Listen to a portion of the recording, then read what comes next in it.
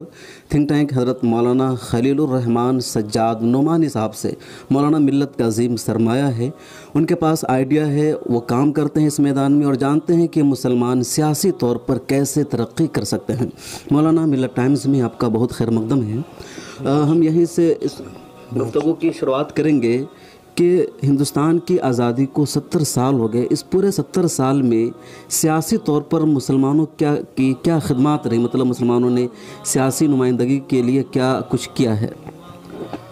دیکھیے، مسلمان نے اب تک کا جو وقت گزارا ہے یہ آئیڈینٹی کے تحفظ میں گزارا ہے. سیاسی طاقت حاصل کرنا مسلمانوں کی ملی قیادت کے مطمع نظر نہیں رہا.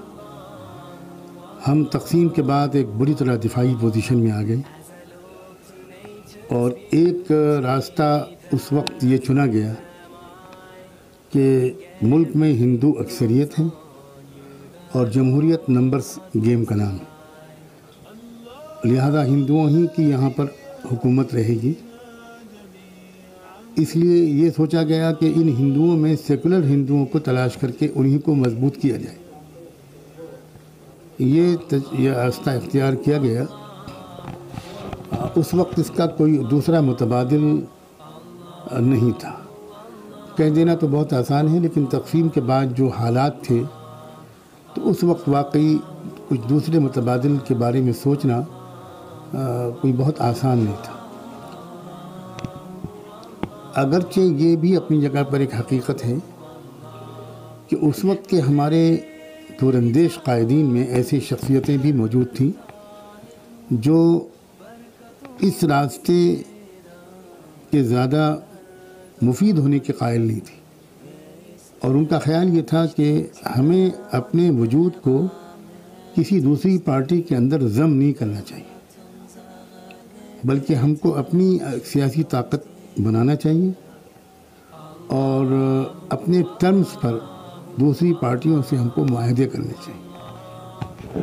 لیکن یہ رائے ملک کے طول عرض میں یا مرکزی سطح پر قبول نہیں ہوئی. اس وقت ہمارے پاس جمعیت علماء ہند ہی تھی. مسلم لیگ تو پاکستان منتقل ہو گئی تھی یا جنوبی ہندوستان کے ایک آدھ صوبے میں سمٹ گئی تھی. باقی پورے ملک کے مسلمانوں کی قیادت کرنے والی ایک ہی جماعت تھی، جمعیت علماء ہند، اور اسی کے بہت عظیم رکن رکین تھے مولانا ابوالمحاسن محمد سجاد صاحب. ان کی یہ رائے تھی کہ اپنی سیاسی طاقت بنائی جائے، جمعیت علماء ہند ایک سیاسی پارٹی بنائے اور وہ سیاسی پارٹی کانگریس کے ساتھ معاہدات کرے. ایک طرح سے کولیشن پولیٹکس کا جو اس وقت تصور بھی نہیں تھا، اس وقت شاید مولانا سجاد صاحب وہ پہلے شخص تھے جنہوں نے اس کا مشورہ دیا تھا. مولانا سجاد صاحب کی بات آئی تو انہوں نے ایک پارٹی بنائی تھی، مسلم انڈیپینڈنٹ پارٹی بنائی تھی، اور اس کی بنیاد پر انہوں نے آزادی سے پہلے بہار میں حکومت بنائی تھی. تو ایک ہمارے لیے ایک آئیڈیل ہے، ایک نمونہ ہے، تو کیا اس کو اب نہیں اپنایا جا سکتا ہے؟ میں خود اسی کی طرف آ رہا تھا. اچھا ہوا کہ آپ نے پیش قدمی کی. جب مولانا ابوالمحاسن سجاد صاحب کی رائے کو مرکزی سطح پر قبول نہیں کیا جا سکا تو وہ بہت عملی انسان تھے. انہوں نے پیچھے ہٹ کر بہار کی سطح پر اس تجربے کو کر کے دکھایا. انہوں نے ہمارے شرعیہ یا شرعی بورڈ بنایا، پھر اس کے زیر نگرانی ایک مسلم انڈیپینڈنٹ پارٹی بنائی جس نے سن 37 کے جنرل الیکشنز میں حصہ لیا، اور یہ اسی کا نتیجہ تھا کہ وہ دوسری سیاسی پارٹی بن کر ابھری. مسلم لیگ کا صفایا ہو گیا اور کانگریس کے بعد دوسری سیاسی پارٹی مسلم انڈیپینڈنٹ پارٹی تھی. اور دلچسپ بات یہ ہے کہ کچھ شرطیں ایسی تھیں اس الیکشن یا اس حکومت کے ٹرمز میں جو کانگریس کو منظور نہیں تھی. چنانچہ کانگریس نے سنگل لارجسٹ پارٹی ہونے کے باوجود حکومت بنانے سے انکار کر دیا، اور مسلم انڈیپینڈنٹ پارٹی جب چونکہ سیکنڈ لارجسٹ پارٹی تھی، اس کو جب کال کیا گیا تو اس نے اس دعوت کو قبول کر لیا، اور کانگریس مجبور ہو گئی اپنے سیکولر فیس کو بچانے کے لیے کہ اس نے سپورٹ کا اعلان کر دیا. جس کے نتیجے میں مسلم انڈیپینڈنٹ پارٹی کی حکومت بن گئی۔ مطلب وہ ایسا ہی ہو گیا جیسے ابھی کرناٹکا میں ہوا، کانگریس بڑی پارٹی ہونے کے باوجود نہیں بنا سکی اور JDS کو اس سے سپورٹ کرنا پڑا۔ اچھا مولانا، ابھی میں تھوڑا سا اور آپ کو اس کا تتمہ بتاؤں۔ مسلم انڈیپینڈنٹ پارٹی کی حکومت بڑی کامیابی کے ساتھ چلی، اور آج بھی شمالی ہندوستان میں سب سے بہتر پوزیشن اردو کی جو بہار میں ہے، اس کی وجہ وہی 6 مہینے کی حکومت ہے۔ دوسری بات ایک اور ہے جو بہت قابل غور ہے، اور میں چاہتا ہوں کہ آپ کے ناظرین اور بہت اس پر توجہ دیں، کہ انہوں نے مولانا سجاد صاحب نے ایک نشست بلائی علماء اور فقہا کی پہلے، کیونکہ وہ جو کام بھی کرتے تھے وہ یہ دیکھتے تھے کہ ہمارے لیے اسلامی شریعت کا حکم کیا ہے۔ تو انہوں نے یہ محسوس کیا کہ بہار کا سب سے بڑا سماجی مسئلہ زمینوں کا مسئلہ ہے، اور آج تک وہ مسئلہ حل نہیں ہوا ہے۔ بہار میں زمینیں زیادہ تر بھومیہار لوگوں کے پاس، بہت بڑے بڑے زمینداروں کے پاس ہیں، اور چھوٹے چھوٹے کسان اس میں مزدوری کرتے ہیں، اور وہ برسہ برس سے سینکڑوں سال سے مزدوری کرتے چلے آ رہے ہیں۔ مولانا سجاد صاحب نے اس پر غور کیا، اور بالآخر انہوں نے، ان کی پارٹی مسلم انڈیپینڈنٹ پارٹی نے ان کی رہنمائی میں ایک بل ڈرافٹ کرنا شروع کیا زمینوں کی عادلانہ تقسیم کے لیے، جس سے ان کا مقصد یہ تھا کہ اس زمین کو بہار کے غریب کسانوں میں تقسیم کیا جائے جو 100-200 سال سے مزدوری کر رہے ہیں، خاندانی بندوا مزدور ہیں، ان کو مالکانہ حقوق دیے جائیں۔ یہ بل ابھی تیاری کے مرحلے میں تھا اور اسمبلی میں پیش نہیں ہو پایا تھا کہ کانگریس کو اس کی خبر لگ گئی، اور کانگریس نے سپورٹ واپس لے لی، اس لیے کہ کانگریس کو یقین تھا کہ اگر یہ قانون بن گیا تو ابھی تو ان کو مسلمانوں نے زیادہ ووٹ دیا ہے، اگلے الیکشن میں تو بہار کے OBC، بہار کے بیکورڈز، بہار کے SC/ST کے لوگ، بہار کے مزدور کسان سب انہی کو ووٹ دیں گے، تو اس لیے سپورٹ واپس لے لی گئی۔ تو میں یہ بات کہہ رہا تھا کہ ہمارے سامنے اصل میں اس وقت بھی 2 راستے تھے، لیکن بہرحال پہلا راستہ مشکل تھا، اور میرا مزاج بیجا تنقید کرنے کا نہیں ہے، کیونکہ ماضی کو ہم درست نہیں کر سکتے، اس پر اگر ہم زیادہ تنقید کریں گے تو میں سمجھتا ہوں کہ پھر بحث شروع ہو جائے گی۔ ہمیں اب تک کے 70 سالہ تجربات کی روشنی میں مستقبل کا لائحہ عمل طے کرنا چاہیے۔ میں آپ کے سوال کا جواب دیتے ہوئے یہ کہتا ہوں کہ دیکھیے، ریلوے اسٹیشن پر ایک مسافر بھی ٹرین کا انتظار کرتا ہے اور ایک قلی بھی، لیکن دونوں کے انتظار میں بہت فرق ہوتا ہے۔ مسافر تو انتظار اس لیے کرتا ہے کہ اس کو ٹرین پر بیٹھ کر منزل تک پہنچنا ہے، قلی بیچارہ اس لیے انتظار کرتا ہے کہ وہ ایک بابو کو اتار دے گا، ایک بابو کو چڑھا دے گا۔ ہم مسلمانوں کو اب سوچنا چاہیے کہ آخر ہم الیکشن کی ریل کا انتظار قلی کی حیثیت سے کب تک کرتے رہیں، کیونکہ اب تک ہم نے جتنے بابوؤں کو اتارا ہے وہ تو کیا مزدوری دیتے، جن کو ہم نے چڑھایا ہے انہوں نے بھی آج تک ہمیں کوئی مزدوری نہیں دی۔ اس لیے ہم کو مسافر کی حیثیت سے ٹرین پر بیٹھنے کا فیصلہ ضرور کرنا چاہیے، مگر، اور میں اس مگر کے بعد یہ کہنا چاہتا ہوں کہ یہ فیصلہ ملکی سطح پر ایک طویل مدتی پلاننگ اور جدوجہد کے بغیر نہیں کیا جا سکتا، کیونکہ اس کے لیے کیڈر بیسڈ آرگنائزیشن کی ضرورت ہے۔ ہم سے بہت بڑی غلطی ہماری جماعتوں سے جو ہوئی ہے کہ انہوں نے بڑے بڑے جلسے تو کیے ہیں لیکن کیڈر بیسڈ آرگنائزیشن نہیں بنائی۔ ہمارا مقابلہ ان لوگوں سے ہے کہ وہ دنیا کی سب سے زیادہ کمیٹڈ کیڈر بیسڈ آرگنائزیشن ہے، تو ہمیں کیڈر بیسڈ آرگنائزیشن بناتے ہوئے اپنی سیاسی مستقل پارٹی کی طرف آگے بڑھنا ہوگا۔ کتنا کام ہم اس الیکشن کے موقع پر کر سکتے ہیں اور شروعات کر سکتے ہیں، کتنا ہم آگے کریں گے، یہ ہے ضرور سوچنے کی بات۔ آج ہی ہم آنکھ بند کر کے ہر جگہ اپنی سیاسی پارٹی کا نعرہ بلند کرنے لگیں، شاید کوئی بھی عقل مند اور حقیقت پسند آدمی اس کی رائے نہیں دے گا۔ تو مولانا، ہندوستان میں 70 سال ہو گئے، اس میں بیشتر ایام میں کانگریس کی حکومت رہی اور مسلمانوں کو ہمیشہ RSS کا خوف دلایا گیا، ادھر کئی سالوں سے BJP کا خوف دلایا جاتا ہے، ہمیشہ آئین بدلنے کی بات کی جاتی ہے۔ تو مسلمان نفسیاتی دباؤ میں کب تک رہیں گے؟ کیا یہ جو 70 سالوں میں مسلمانوں نے اپنی کوئی سیاسی پارٹی نہیں بنائی، سیاسی طور پر وہ ڈیولپ نہیں ہوئے، تو اس کی وجہ یہی نفسیاتی خوف یا کچھ اور؟ دیکھیے، میں اس الیکشن کے موقع پر کانگریس کے بارے میں اپنے حقیقی خیالات کا اظہار کرنا ذرا مناسب نہیں سمجھتا. الیکشن ہو جانے دیجیے، پھر پوچھیے گا مجھ سے کہ کانگریس کے بارے میں میری رائے کیا ہے. لیکن میں یہ ضرور کہنا چاہتا ہوں کہ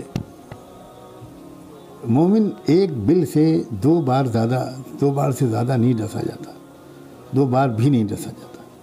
ہم تو ہزاروں بار ڈسے جا چکے ہیں. تو ہمیں بہرحال اس الیکشن میں جہاں جہاں اس بات کا امکان ہو کہ ہم کسی آزاد پارٹی کے امیدوار کو جس پر بھروسہ کیا جا سکے ہم جتا سکیں، ہمیں پوری قوت کے ساتھ اس کو سپورٹ کرنا چاہیے. لیکن بقیہ ملک کے اکثر حلقوں میں تو یہ صورتحال نہیں ہے، تو یہ مشورہ تو ہم نہیں دے سکتے جذباتی قسم کا. لیکن یہ ضرور کہیں گے کہ اس الیکشن کے ایسے نتائج کو برآمد کرنا ہماری ذمہ داری ہے جس کے بعد ہم اپنے سیاسی استحکام اور تعلیمی ترقی وغیرہ کے لیے کام کر سکیں. ہمیں کام کرنے کے لیے وقت درکار ہے، جو کام ہم نے اب تک نہیں کیا تلافی مافات کے لیے. اور خدا نخواستہ اگر ایسے نتیجے آئے جو دستور ہی کو بدل ڈالنے کی تیاری کر رہے ہیں لوگ، تو پھر تو ہم کام بھی نہیں کر پائیں گے. تو اس وقت ہمارے سامنے یہ ہے کہ جو مصائب ہمارے اوپر اس دستور کے ہوتے ہوئے آئے ہیں، تو تصور کیجئے جب یہ دستور ہی نہیں رہے گا تو اور کیا پہاڑ ٹوٹے. یہاں پر کئی بات ہو گئی، کانگریس کی ایک بات اور ایک دستور کے بعد، اس دونوں پہ ہم بات کریں گے. لیکن پہلے کانگریس پہ کہ آپ نے کانگریس کے بارے میں ایک بات پہلے بتایا کہ اس نے 1937 میں ہی مسلم قیادت کو ختم کر دیا، اور ابھی 2019 میں ہم بات کر رہے ہیں تو کانگریس نے بھی مسلم قیادت کو بالکل قریب تک نہیں ہونے دیا، اسے ختم کر رہی ہے. بہار میں اس نے الائنس کیا، مکیش سہنی کے ساتھ الائنس کر لیا، ماجھی کے ساتھ الائنس کیا جن کا کوئی ووٹ نہیں ہے، نہ ان کے کہنے پر ان کی کمیونٹی کے کوئی لوگ ووٹ نہیں دیتے ہیں. آسام کی ایک تازہ مثال ہمارے سامنے ہے. 2014 میں UDF کے 3 MP ہوئے تھے، کانگریس کے 3 MP ہوئے تھے، دونوں کی حیثیت برابر ہے لوک سبھا میں. بدر اجمل صاحب نے پوری کوشش کی، 2016 کے اسمبلی الیکشن میں بھی انہوں نے الائنس نہیں کیا اور BJP وہاں پر آ گئی. 2019 میں بھی کانگریس نے ان کے ساتھ الائنس نہیں کیا، اور اس کے باوجود انہوں نے 3 سیٹوں پر اپنے امیدوار کھڑے کیے جہاں کہ ان کے سٹنگ MP تھے، بقیہ 11 سیٹیں چھوڑ دی. کانگریس پھر بھی نہیں مان رہی ہے. تو اب یہاں پر اگر ووٹ کی تقسیم ہوگی یا BJP 2016 میں آسام میں آئی پھر اگر آ سکتی ہے تو اس کے لیے کس کو ذمہ دار ٹھہرایا جائے گا، اور جو مسلم ووٹرز ہیں، جو سیکولر لوگ ہیں، وہ کیا کریں وہاں؟ دیکھیے، میں تو سیکولر اور کمیونل کی تقسیم ہی کو ایک بہت بڑا دھوکہ سمجھتا ہوں. یہ خود ایک فریب ہے. کوئی بھی نظریاتی تحریک، کوئی بھی آئیڈیالوجیکل موومنٹ جب پولیٹیکل پارٹی بناتی ہے تو وہ کبھی ایک پارٹی نہیں بناتی، کم سے کم 2 پارٹی بناتی. کیونکہ ایک سے پبلک جب ناراض ہوگی تو وہ دوسری پارٹی کو اقتدار میں لائے گی، اور کوئی زمینی تبدیلی نہیں ہوگی. امریکہ میں ڈیموکریٹس ہیں اور ریپبلکنس ہیں. جب اس سے پبلک ناراض ہوتی ہے تو ان کو لے آتی ہے، اور ان سے ناراض ہوتی ہے تو ان کو لے آتی ہے. لیکن کسی بھی شعبے زندگی میں کوئی نمایاں تبدیلی نہیں ہوتی. یہی حال UK کا ہے، کنزرویٹو اور لیبر پارٹی. وہاں بھی یہی صورتحال ہے کہ جب کبھی بھی پبلک ناراض ہوتی ہے تو ادل بدل کرنا کرتی ہے. یہی صورتحال ہم کو سمجھنا چاہیے کہ ہمارے ملک میں بھی ہے. لیکن اب صورتحال یہ ہے کہ ہم کو اس صورتحال کو تبدیل کرنا ایک جھٹکے میں ممکن نہیں ہے. جذبات اپنی جگہ پر، لیکن ہم کو اس صورتحال کو تبدیل کرنے کے لیے ایک لمبی، مخلصانہ اور منصوبہ بند جدوجہد چاہیے. اس جدوجہد کے لیے ہم کو کام کرنے کا وقت چاہیے. اب اس وقت صورتحال یہ ہے کہ ہم کو اس الیکشن میں اس طرح کے نتیجے چاہیے کہ اس کے بعد ہم کچھ کام کر سکیں. قیادت، مسلم قیادت کو پنپنے نہ دینا، یہ برہمن دماغ کا متفقہ فیصلہ ہے. اس ملک میں جو اصل تقسیم ہونی چاہیے وہ سیکولر کمیونل کی نہیں، ظالم اور مظلوم کی. اور میں اب یہ کہنا چاہتا ہوں تاکہ نظریاتی بحث کے بجائے ہم عملی اشارے کریں. ہمارے ملک میں اس وقت ایک ایسی موڑ پر ہم پہنچ گئے ہیں کہ صرف مسلمان نہیں ہیں جو کانگریس سے پریشان ہیں یا سو کالڈ سیکولر اور کمیونل فورسز سے پریشان ہیں.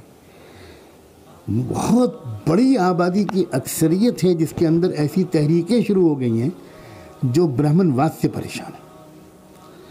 سکھ بھی پریشان ہیں, آدیواسی بھی پریشان ہیں, ایس سی ایس ٹی بھی پریشان ہیں, لنگایت بھی پریشان ہیں. آدیواسی 11.5 کروڑ ہیں اور لنگایت 7.5 کروڑ ہیں. سکھ بھی بے حد پریشان ہیں, کرسچنس پریشان ہیں, بدھسٹ پریشان ہیں, ایس سی ایس ٹی کے لوگ پریشان ہیں, ٹرائبلس لوگ پریشان ہیں. ضرورت اس بات کی ہے کہ مسلمان اور یہ سب مظلوم طبقہ ایک گرینڈ الائنس بنائے. یہ گرینڈ الائنس اچھی ٹکر دے سکتا ہے اور ملک کے حالات میں ایک تبدیلی لا سکتا ہے. اور اس گرینڈ الائنس کے لانے کے لیے ہمیں وقت چاہیے. ہمیں وقت حاصل کرنا. اس الیکشن میں ہم کو ٹائم گین کرنا ہے ان کاموں کے کرنے کے لیے جو ہم نے اب تک نہیں کیے. اور میں سمجھتا ہوں اس جواب میں آپ کے سوال کا پورا جواب موجود ہے. ہو سکتا ہے کہ وہ الفاظ میں ایک اور بات یہ کہ ابھی جو مسلم قیادت ہے ان کا جو رویہ ہے خود مسلم سیکولر پارٹیوں کے تئیں وہ بڑا مشکوک سا رہتا ہے. مان لیجئے ابھی دلی میں عام آدمی پارٹی اور کانگریس کے درمیان اب تک اتحاد نہیں ہو سکا. کوشش ہو رہی تھی, اس کوشش میں مسلم قیادت بہت زیادہ آگے ہے. مسلم جرنلسٹ, مسلم قائدین خط لکھ رہے ہیں, پریس ریلیز جاری کر رہے ہیں کہ عام آدمی پارٹی کانگریس دلی میں الائنس کر لے. بہار میں ایک سیٹ پر صرف MIM الیکشن لڑ رہی ہے. اس پر کسی مسلم قیادت نے نہیں کہا کہ کانگریس دیگر پارٹیاں پورے 39 سیٹوں پر بہار میں لڑے, ایک سیٹ MIM کے لیے چھوڑ دیں. اختر علی مانو ایک سیکولر ہے, RJD میں تھے. حالانکہ جب دوسروں سے الائنس نہیں ہو رہا تو خط پر خط لکھے جا رہے تھے, مضامین جاری کیے جا رہے تھے کہ کانگریس سب کو لے کر ساتھ چلے. اسی طریقے سے UDF کی مثال ہے. آسام میں اس نے اس کے ساتھ الائنس نہیں کیا, انہوں نے کوشش کی تو کسی بھی مسلم قیادت نے اس پر کانگریس پر دباؤ نہیں بنایا, کوئی پریس ریلیز جاری نہیں کی. حتیٰ کہ 2016 میں جب وہاں کا نتیجہ سامنے آیا تو سب نے UDF کو بلیم کیا کہ اس کی وجہ سے وہاں BJP آئی. حالانکہ ان کی طرف سے پوری کوشش ہوئی, کانگریس نے نہیں کیا. تو سوال کانگریس پر نہیں, سوال مسلم قیادت کے اس رویے پر ہے. میں تو اختر الایمان کو مبارکباد دیتا ہوں کہ وہ کانگریس کا احسان کا بوجھ ان کو اپنے کندھوں پر لادنا نہیں پڑا.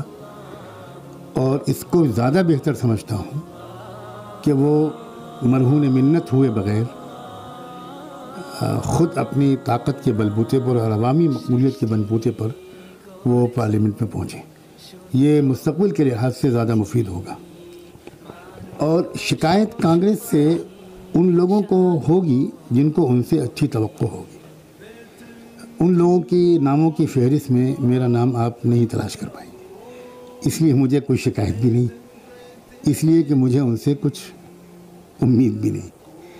لیکن میں پھر ایک بار کہتا ہوں, یہ بالکل زمینی حقائق ہیں جو برہمنیکل سوشل آرڈر کی بنحافظ 2 بڑی پارٹیاں ملک میں ہیں, وہ ہے BJP اور کانگریس. اس میں کوئی دو رائے نہیں, اس میں. اب مسئلہ صرف یہ ہے کہ ہم کو اس صورتحال کو تبدیل کیسے کرنا ہے.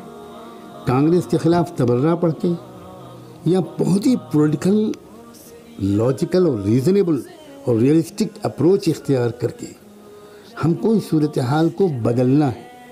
تو ہم ظاہر ہے کہ اگر دونوں کے خلاف اس وقت ہم یکساں طور پر باتیں کریں گے تو اس کا نقصان کانگریس کو نہیں پہنچے گا, نہ BJP کو پہنچے گا. اس کا الٹیمیٹ نقصان ہم کو ہی پہنچے گا. چاہے کچھ وقتی طور پر ہماری جذبات کو تسکین ہو جائے, بڑاس نکل جائے, کچھ ہمارے عوام تالیاں بجا دیں, لیکن نقصان ہم کو پہنچے گا. میرا مشورہ بہت مخلصانہ یہ ہے کہ اس وقت جذبات پر قابو رکھا جائے. یوں بھی ڈیموکریٹک جو پارلیمانی ڈیموکریسی ہوتی ہے وہ ایک شطرنج کا گیم ہے, اور شطرنج میں جذبات استعمال نہیں ہوتے, دماغ استعمال. آپ کرکٹ کھلاڑی کو دیکھیں گے کہ وہ کوئی وکٹ لے لے گا, بڑے زور سے کودے گا, ناچے گا. کوئی سنچری مار دے گا تو بہت زور سے کودے گا, ناچے گا. لیکن شطرنج کا کھلاڑی چال پر چال چلتا چلا جائے گا, اپنی جگہ سے ہلے گا بھی. ہاں, ایک پرسکون خاموش انداز سے وہ ٹوٹل کنسنٹریشن کے ساتھ چالوں پر نظر رکھے گا. اس گوٹ کے جواب میں یہ گوٹ چل رہی ہے, شہ کو ایسے مات دینا ہے. یہی صورتحال ہے الیکشن کی یا پارلیمانی ڈیموکریسی کی. میں تمام مسلمانوں سے اور ملک کے خیرخواہوں سے یہ گزارش کرنا چاہتا ہوں کہ خدا کے لیے سمجھداری کے ساتھ حالات کا مقابلہ کیجیے, جذبات کو قابو میں رکھیے. صرف وشفل تھنکنگ اور رومانٹک اپروچ یہ چھوڑ دیجیے, ورنہ شطرنج کا مقابلہ کشتی سے اگر آپ جیت سکتے ہوں تو بسم اللہ, پھر اس الیکشن میں بھی آپ کشتی ہی کے داؤں چلیے. میں مشورہ دینا چاہتا ہوں کہ چالوں کا جواب چالوں سے دیجیے.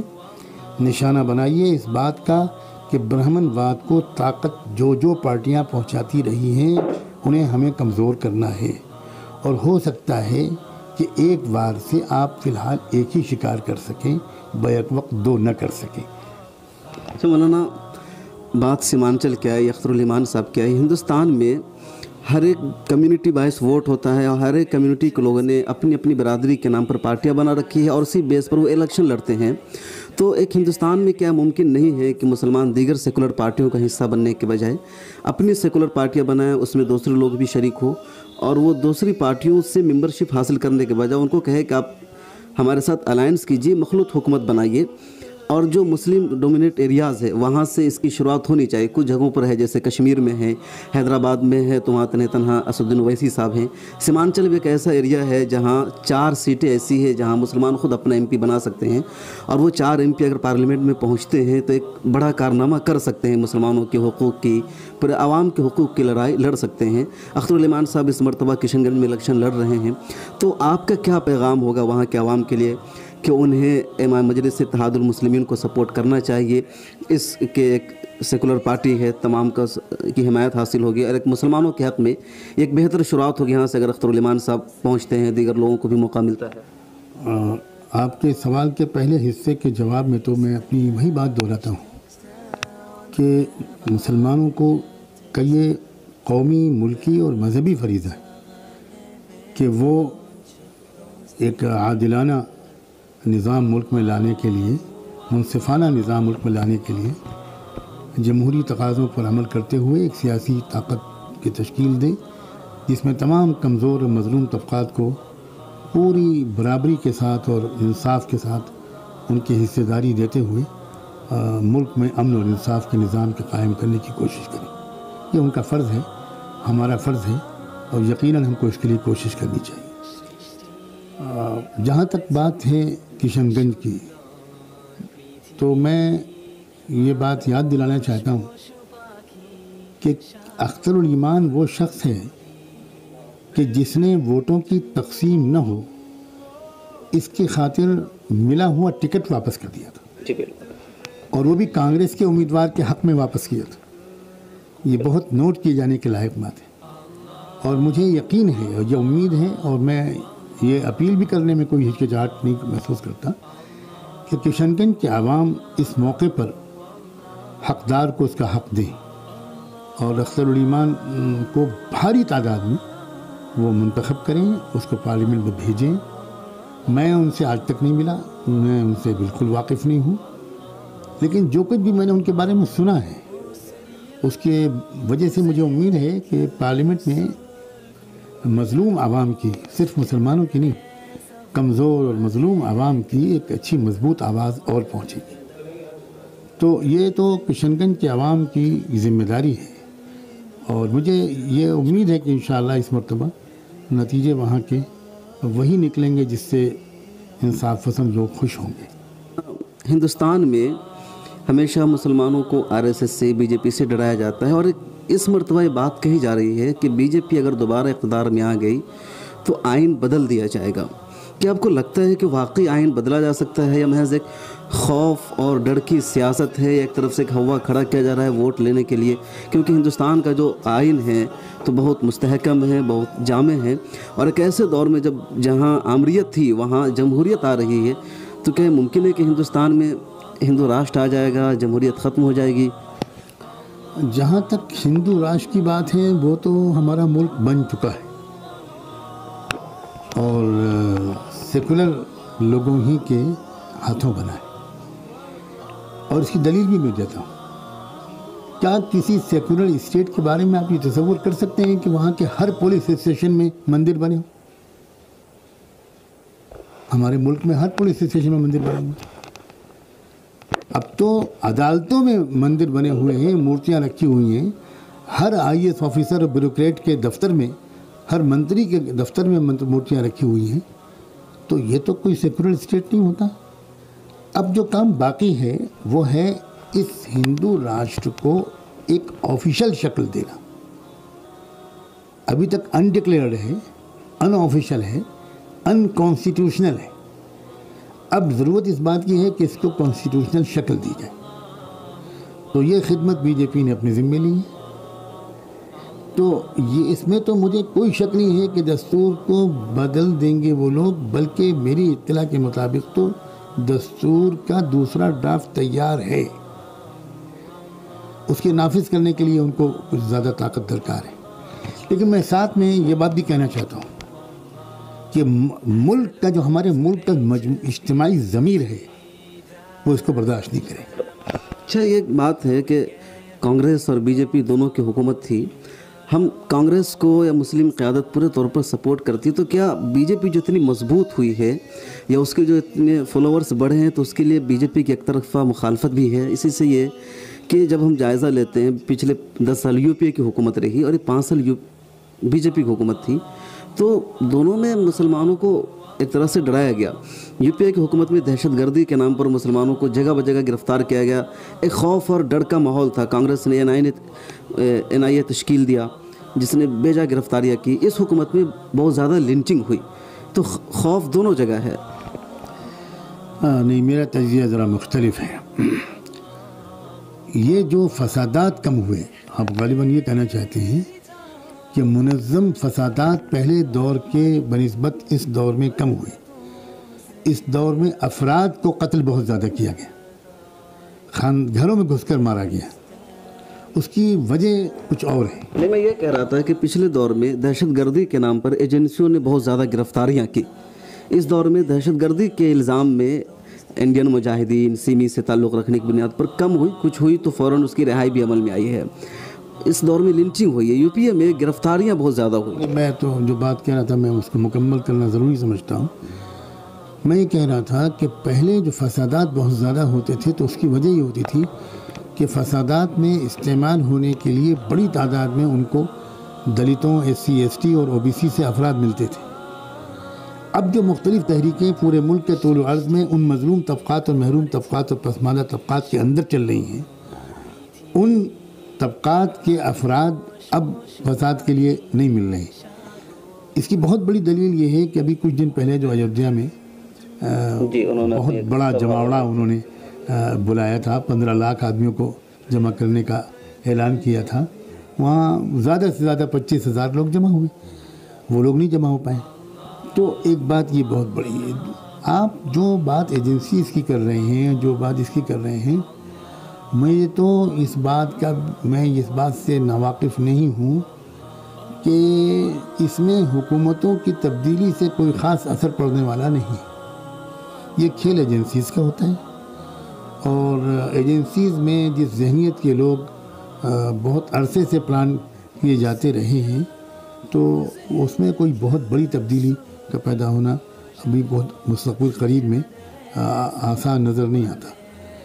ایک بات اور ہے جو پچھلے سوال کے جواب میں مجھے کہنی چاہیے تھی, وہ یہ کہ ہمیں یہ بھی غور کرنا چاہیے جب ہم اپنی سیاسی پارٹی کی تشکیل کی بات کرتے ہیں کہ پچھلے پورے 70 سال کے عرصے میں ڈیلیمیٹیشن کے اصول کے تحت جو حلقہ انتخاب کی بار بار نئی حد بندیاں کی گئی ہیں, ان حد بندیوں کے پر اگر آپ غور سے مطالعہ کریں تو آپ دیکھیں گے کہ ہماری سیاسی طاقت کو کمزور سے کمزور تر کرنا شاید اس میں بہت بڑا ایک مقصد رہا ہے.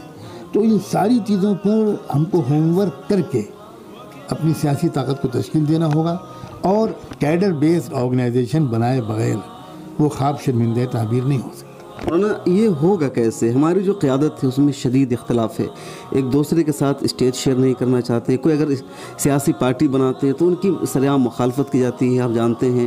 ابھی بھی حالانکہ کچھ ایسی پارٹیاں ہیں جو زمین سے جڑ کر کام کر رہی ہے، اس میں میں ایس ڈی پی آئی کو مطلب اپریشیٹ کرتا ہوں کہ ان کا اس طرح کا کام ہے، مجلس اتحاد المسلمین بھی ہے، آسام میں UDF ہے، تو اس طرح کی کئی پارٹیاں ہیں، لیکن اس کے باوجود ان کی مخالفت خود مسلمانوں کے درمیان سے کی جاتی ہے۔ جب یہ کانگریس سے یا دیگر پارٹیوں سے الائنس کرنا چاہتے ہیں تو بعض جو مسلم لیڈر ہیں وہی اس میں آڑے آ جاتے ہیں، کہتے ہیں ان کی کوئی حیثیت نہیں، اب مت کرو، تنہا لڑو۔ تو یہ کیسے ممکن ہوگا؟ رات کا اندھیرا جتنا بڑھتا چلا جائے گا صبح اتنی ہی قریب ہوتی چلی جائے گی۔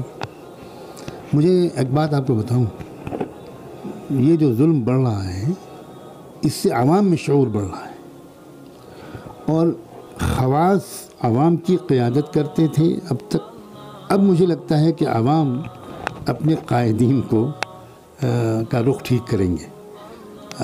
میں جس رخ پر جاتے ہوئے عوامی دباؤ کو دیکھ رہا ہوں اس کو بہت دن تک نظر انداز کرنا ان قائدین کے لیے بہت مشکل ہوگا، اور ایک جنریشن کا مسئلہ بھی ہے۔ بہت پرانی روایات جو پچھلے 60-70 سال سے پختہ ہو چکی، ان کو تبدیل کرنا بعض ہمارے لوگوں کے لیے مشکل ہو رہا ہے، لیکن یہ تو نسل جب نئی نسل ابھر کر آ رہی ہے، میرا اپنا خیال یہ ہے کہ اس میں علی گڑھ مسلم یونیورسٹی کے نوجوانوں کو بہت کلیدی کردار ادا کرنا ہوگا۔ ملت کو علی گڑھ سے بہت توقعات تھیں اور ہیں، اور شکایت بھی ہے کہ علی گڑھ کو وہ کردار ادا کرنے کا موقع نہیں ملا، لیکن میں اب جو دیکھ رہا ہوں ایک بیداری اسٹوڈنٹس میں، ہمارے نوجوان طلباء و طالبات میں، مجھے لگتا ہے کہ اگلے 5-10 سال کے اندر ایک سبسٹینشل قسم کی تبدیلی ملک اور ملت کے حالات میں ان نوجوانوں کے ذریعے سے آئے گی۔ علی گڑھ سے مولانا کو بہت زیادہ توقع ہے، ہمارے وہ ناظرین جو علی گڑھ کے ہیں انہیں مولانا کے مشورے پر عمل کرنا ہوگا، اس میدان میں آنا ہوگا۔ مولانا ایک اور بڑا اہم سوال یہ کہ یہ جو 5 سال کی حکومت BJP کی رہی، تو اس 5 سال کی حکومت میں ایسا لگا کہ جو مسلم لیڈرشپ ہے انہوں نے اسے حکومت کے طور پر تسلیم ہی نہیں کیا، کسی طرح کو کوئی رابطہ نہیں کیا، کوئی ملاقات نہیں کی۔ وہی جب کانگریس کی حکومت تھی تو انہوں نے مسلسل رابطہ رکھا، مطلب ایسا لگا کہ انہوں نے بالکل اگنور کر دیا۔ تو یہ کب تک چلے گا؟ اگر مان لیجیے اگر آئندہ بھی ان کی حکومت بن جاتی تو کیا حکومت سے اگنور کر کے رہنا، علیحدہ کر رہنا مسئلے کا حل ہے، یا ان کے ساتھ بنا کر کے رہنا؟ چونکہ یہ حکومت ہے تو مطالبے ان کے علاوہ لے کر کہاں اور جا سکتے ہیں ہم؟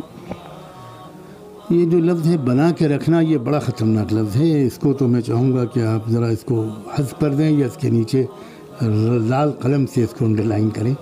یہ بنا کے رکھنے نے تو ہم کو تباہ کیا ہے، لوگوں نے اپنے ذاتی مفادات کے لیے بنا کے رکھا ہے، ملت کے مفادات کے لیے بنا کے رکھنے والے تو میری شاید نگاہ کمزور ہے، مجھے نظر نہیں آئے کہ جو ملت کے مفادات کے لیے بنا کے رکھتے ہوں، وہ UPA ہو یا NDA ہو، بنا کے سب رکھتے ہیں، لیکن جنہوں نے رکھا ہے وہ اپنے مفادات کے لیے بنا کے رکھا ہے، ملت کے مفادات کے لیے بنا کے نہیں رکھا۔ حکومت کو تسلیم کرنے کا سوال ہی پیدا نہیں ہوتا، یعنی حکومت کا مطلب کسی مخصوص لیڈر کو، حکومت نام ہے کلیکٹر کا، حکومت نام ہے SP کا، تھانے کا، اس کو تو سب تسلیم کرتے ہیں، اس سے برابر ڈیلنگ ہوتی ہے۔ جب بھی کوئی معاملہ آتا ہے ہم کورٹ بھی جاتے ہیں، ہم تھانے بھی جاتے ہیں، ہم مقامی کلیکٹر اور SP سے بھی رابطہ قائم کرتے ہیں، اس کو اپائنٹ کیا ہو یوگی نے یا کسی اور نے، لیکن ہم تو اس سے رابطہ کرتے ہیں، ہم IAS آفیسر سے رابطہ قائم کرتے ہیں، ہم راشن کارڈ، آدھار کارڈ، فلاں آدھار، یہ سب حکومتی کے تو انتظامات ہیں۔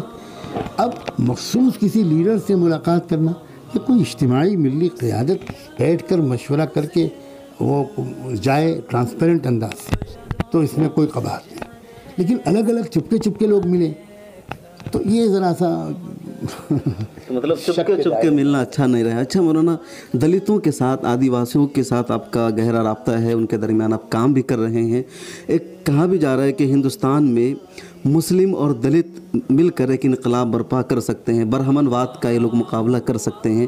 تو آپ نے جو کام کیا ہے ان کے درمیان آپ رہے ہیں، تو کیا آپ کا تجزیہ ہے اس بارے میں؟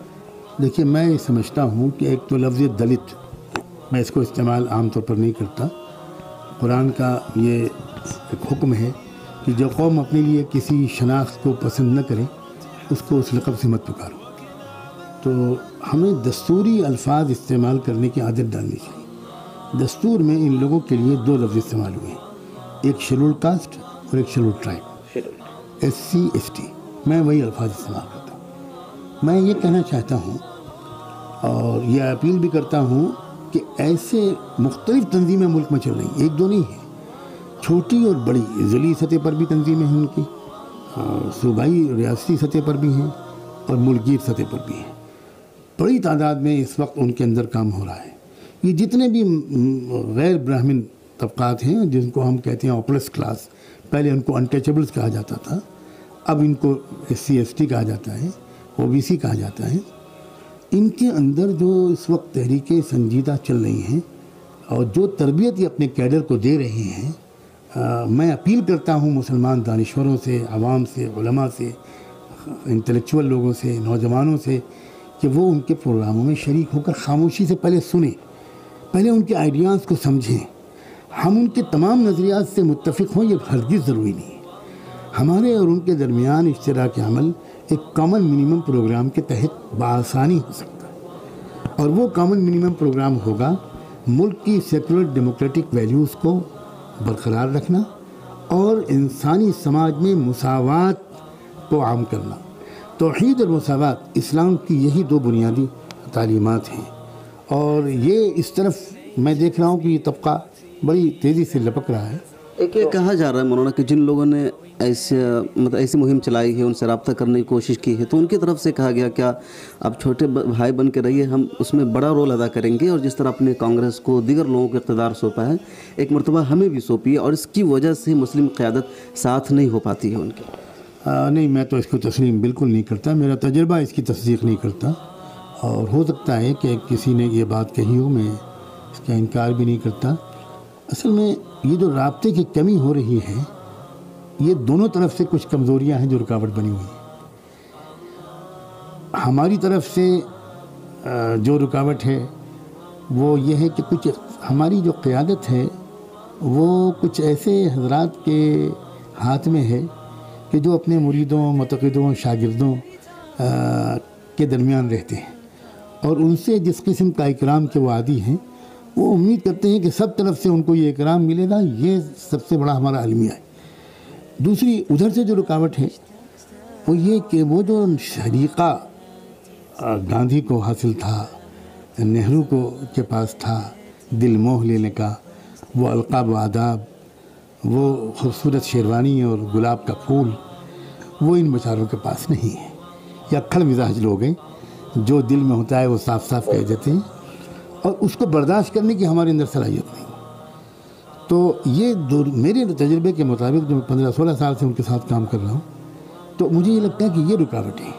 ورنہ اگر ہم غیر رسمی طور پر بار بار ملاقاتیں کریں اور کچھ برداشت کریں تو بہت ہمارے درمیان ایک میٹنگ پوائنٹس نکل سکتے ہیں، اور ہم ان نکات پر متفق ہو سکتے ہیں کہ یہ ہے ہماری اور آپ کے مشترکہ جدوجہد کی شرطیں، اور یہ ہیں اس کے حدود۔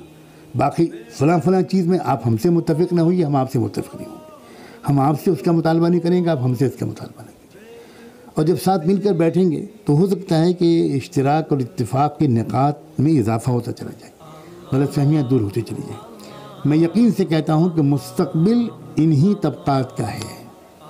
ایک بار پھر مسلمان بس کو مس کر دیں گے اگر اب بھی ہم اف اور بٹ میں لگے رہیں۔ مولانا آپ نے بڑی اچھی بات بتائی۔ ایک آسام اور بنگال ہندوستان کی 2 ایسی ریاست ہے جہاں جموں کشمیر کے بعد سب سے زیادہ مسلم آبادی ہے، اور اتنی بڑی آبادی ہے جس کا مطلب ہے کہ حکومت ان کی ہونی چاہیے، بٹ ایسا نہیں، بلکہ ان 2 جگہوں پہ مسلمان سیاسی طور پر بہت زیادہ پسماندہ ہے۔ اس کی وجہ کیا؟ دونوں جگہ کی غربت اور جہالت۔ آپ جتنی غربت اور جہالت عوام میں دیکھیں گے آسام اور بنگال میں، شاید ملک کے کسی اور خطے میں نہیں۔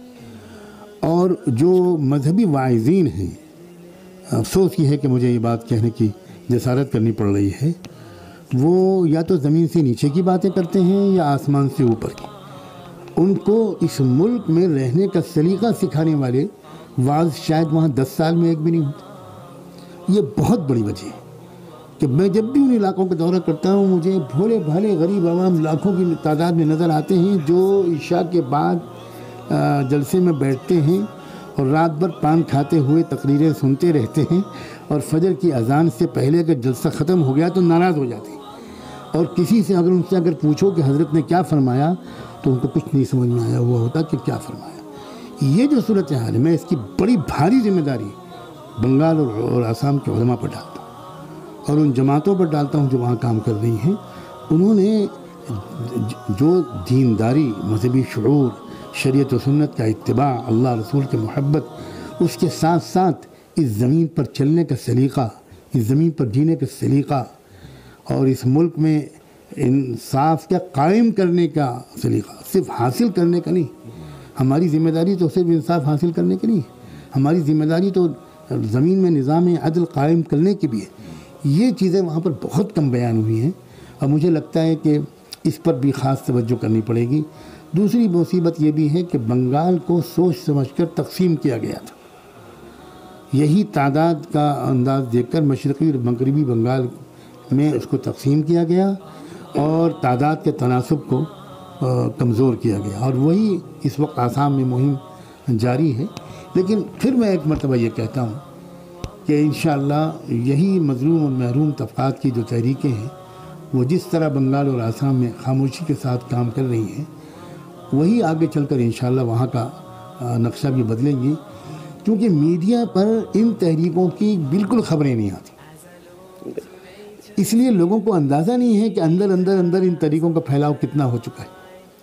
اب میں تو یہ آپ جیسے لوگوں سے یہ اپیل کرتا ہوں کہ ان تحریکوں کے اہم پروگراموں میں ہمارے ملت ٹائمز جیسے میڈیا ہاؤسز کی شرکت ہونی چاہیے۔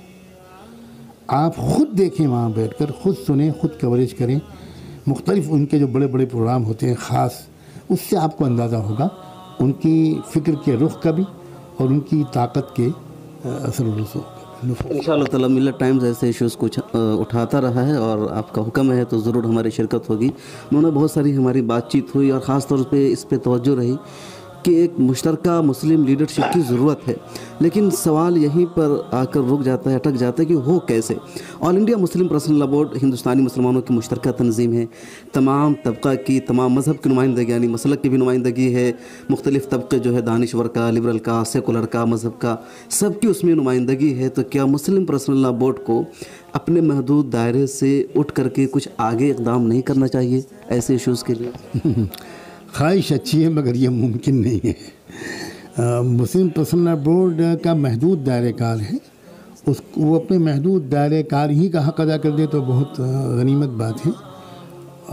وہ میدان سیاست میں براہ راست بورڈ کے بینر سے کوئی رہنمائی نہیں کر سکتا، اس کی کوئی امید ہی مت رکھیے۔ بورڈ کے اندر ایسے حضرات موجود ہیں جو جماعتوں کے قائدین ہیں، ان کے پیچھے پیچھے ہزاروں لاکھوں عوام ہیں، وہ اپنی اپنی جماعتوں کے بینر سے، تنظیموں کے بینر سے کچھ کام کریں۔